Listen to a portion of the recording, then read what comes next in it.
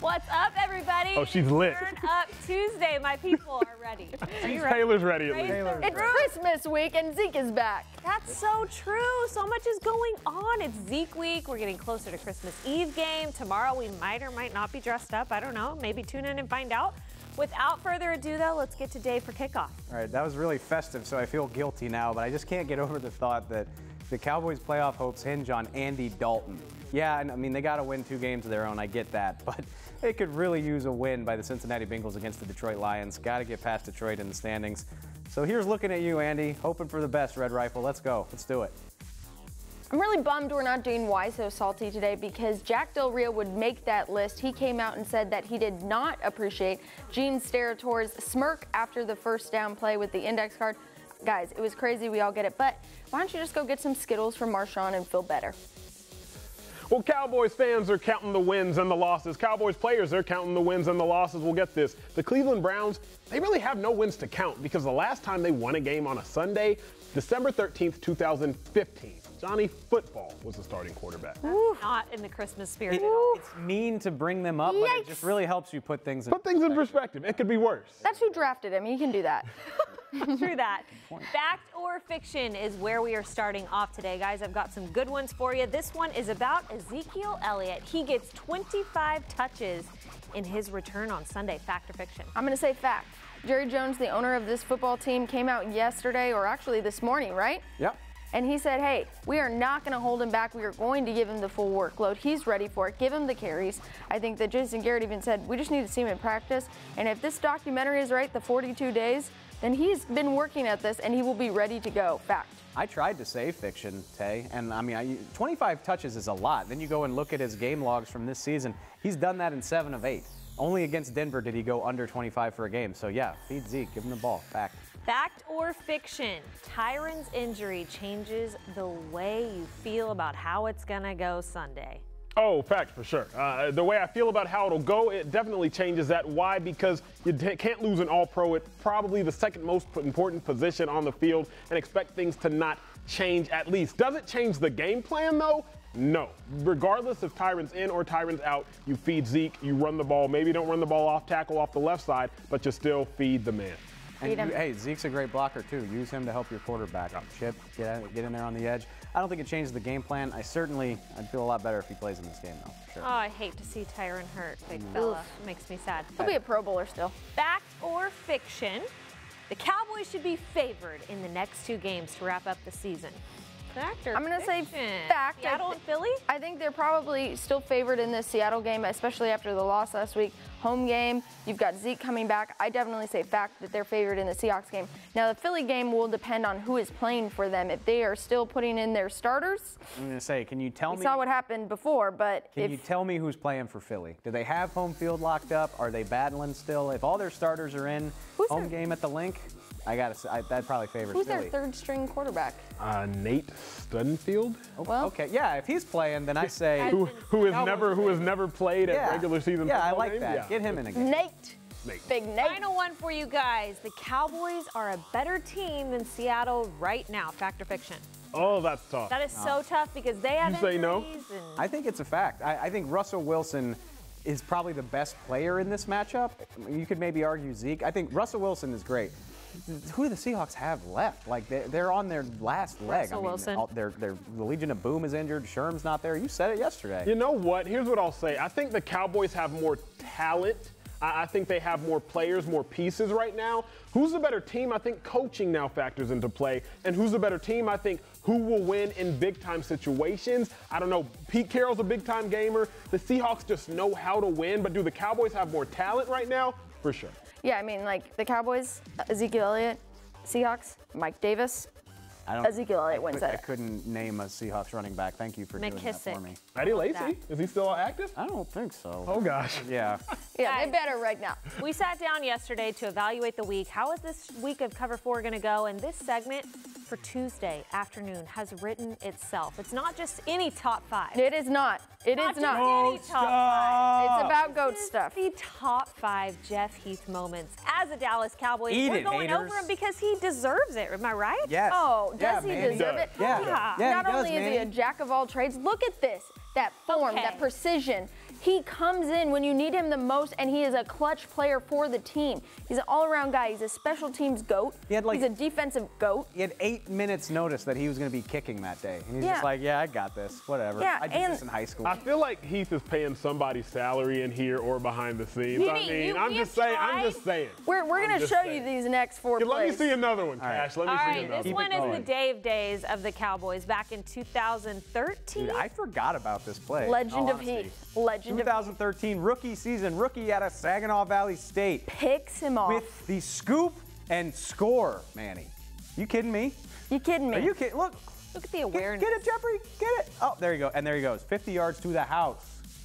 You're right. Did they win that game? Did they win that game? They did. I mean, I bet you, because it's a rookie moment. For sure. This is big time. Your first one. All eyes are on you. The Cowboys are probably thinking, okay, what do we got in this guy? He just finds the ball, Emmanuel. He just finds the ball. In the words of Mickey Spagnola, he what? Jeff Heath stuff happens. It just happens.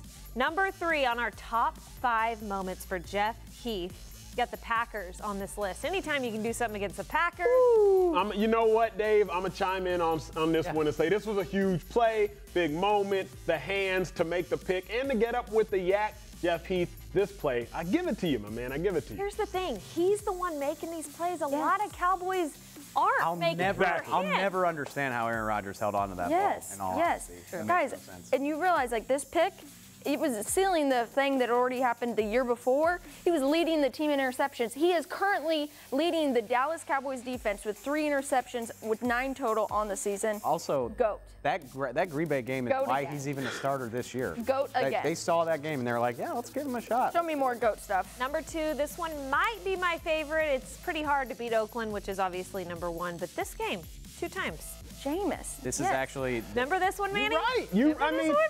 This was probably my favorite because, not once, but 2 times. And also, you're ultimately smart players end up in the right place at the right time, and he's clearly a smart player. All right, let's be 100%. He had a flag in this game that gave Tampa a chance. At a that happened. But 2 picks in this game, like he finds the ball. I'm just trying. Be honest, Dave. Be honest, guys. But the guy just finds the ball, man. I'm just saying.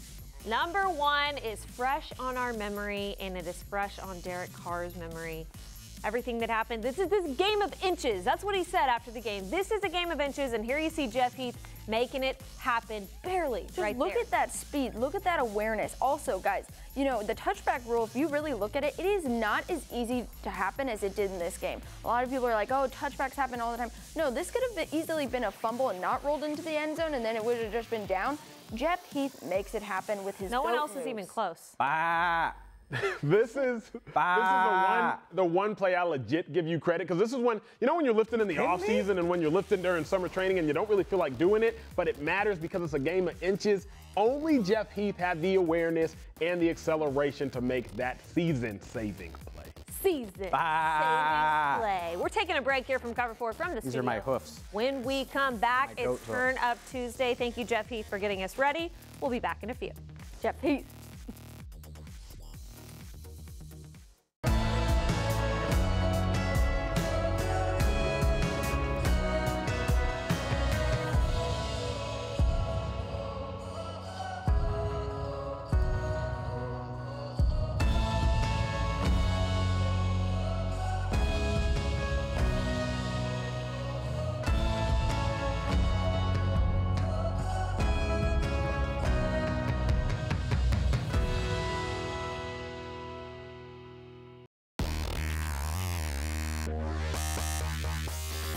Welcome into the AT&T Media Center. I'm Taylor Stern.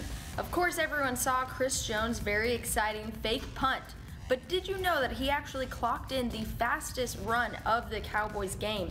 20.05 miles per hour was his speed, so not only is he the Punisher, but he's a speedy Punisher. Stay tuned to everything inside the AT&T Media Center.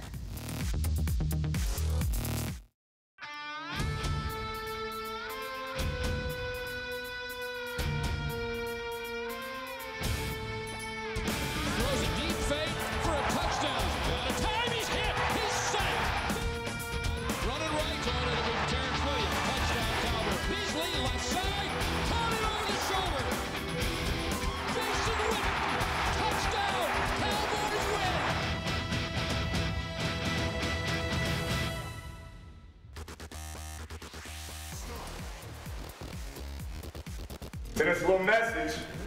All right, I wanted y'all to see it. So let's take a look at what the victorious New England Patriots had to say. Justice, what's up? Danny Amendola with the Patriots. Listen, I appreciate and love the way you work and wear that red and black. And my boy wants to tell you something. Justice, what's up, man? Congratulations, you're on scholarship.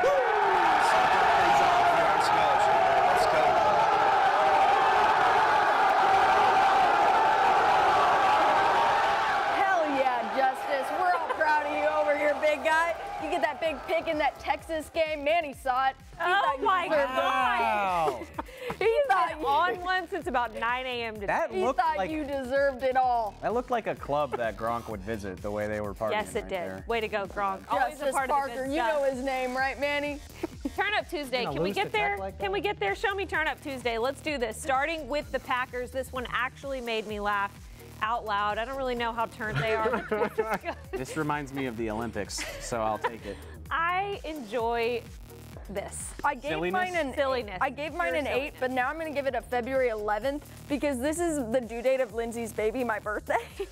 And this is what Lindsay has to do right now because she is over 7 months pregnant. This is so true. You know, she's not wrong about that score at all. That's why you related to it. Please don't let your child be born on Taylor's birthday, Lindsay. All right, I'm going to do everything in my power. Lions, you are up next. And, you know, Christmas spirit, why not do a little kick line like the Rockettes? That's pretty good for them, right? Hey. All padded up? That's... Manny, how easy would that be in pads? Nah, well, I saw the practice beforehand. That's why I gave it a 9. They practiced it. They repped it on the Friday practice beforehand. Decent execution with the leg kicks and whatnot. I'm with them.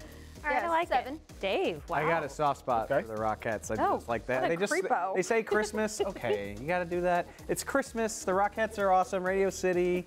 I like it. I don't know. All right, Taylor, Giants, what do you have for us? We are falling apart. Sterling Shepard, bring us back together. Oh, Sterling, that's okay. It looks like he took a page out of Odell's book, maybe. Yeah, I'm going to give it a 3. I mean, you're like doing something for a team that like doesn't even have 3 wins, so Oh my God. I'll give you some help. I'm a 7.